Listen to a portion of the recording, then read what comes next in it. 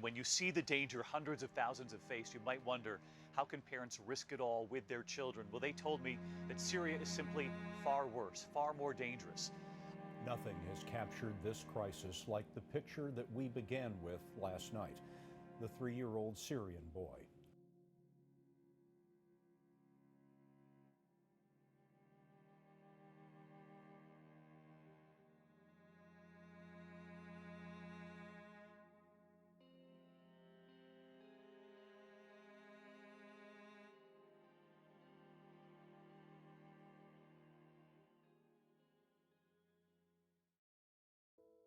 I mean, there are individual things that you're told that are shocking, but overall, it's the injustice. It's so unjust. I come from a legal background, and things that are happening you just couldn't believe would happen in this country today. You wouldn't believe it.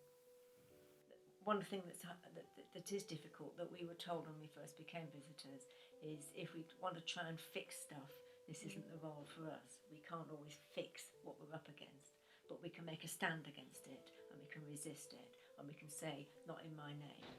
So there is that sense of we're offering friendship and befriending people, despite the system. Yeah.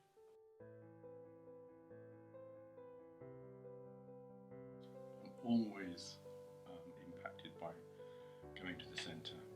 Sometimes when you drive up there, you sort of, before you get out of the car to ask permission to enter, I sort of take a deep breath and say, here I am again, start again, do it again. It's always a challenge, always a challenge. But on the other hand, you know, people I've visited, I've done all sorts of things. I always say that I've had meals under coconut trees in Sri Lanka. I've walked the beaches of Algeria.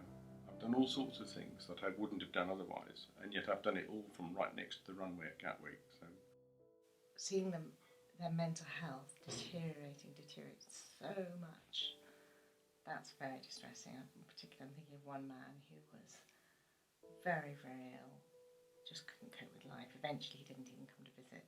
He couldn't go out of his room for months and months and months. The only time he came out of his room was to visit me, and then he even gave up on that. And he's still there. That's not nice.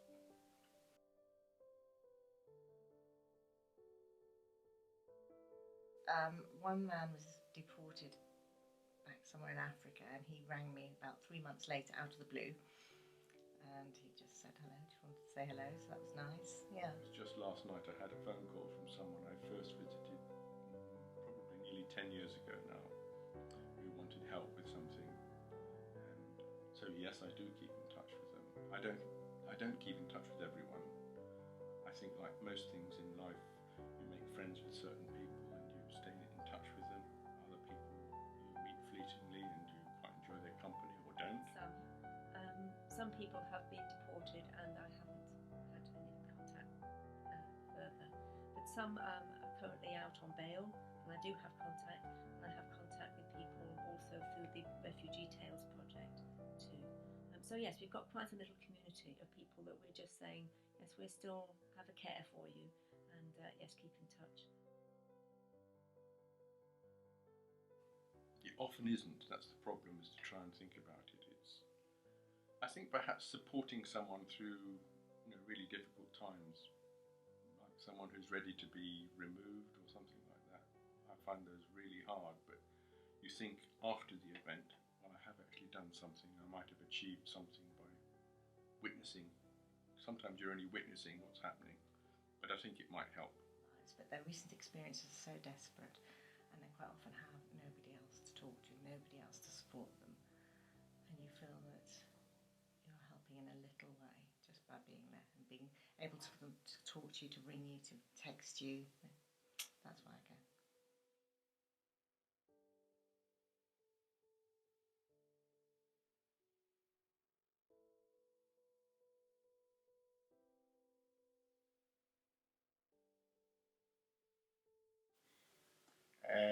My first impression was very horrible.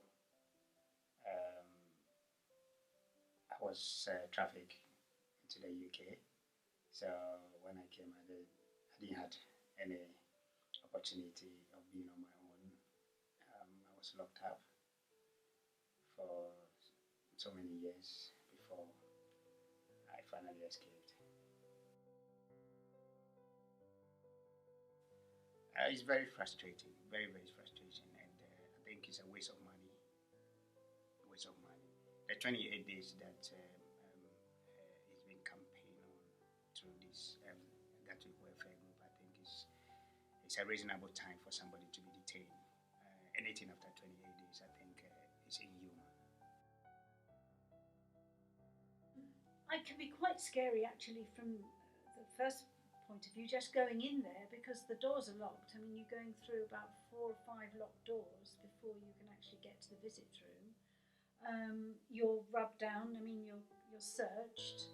To take your shoes off, they look in your mouth, you know, it's quite an intensive scrutiny of you as a person. And then when you're in the visit room, sometimes you're meeting people who are very, very unhappy. They're scared, they can be suffering from mental illness. One's not scared for one's own self, but one it can be very distressing. And then you can walk out at the end of it, which is also distressing in itself, that you're leaving somebody behind who's in a very bad way.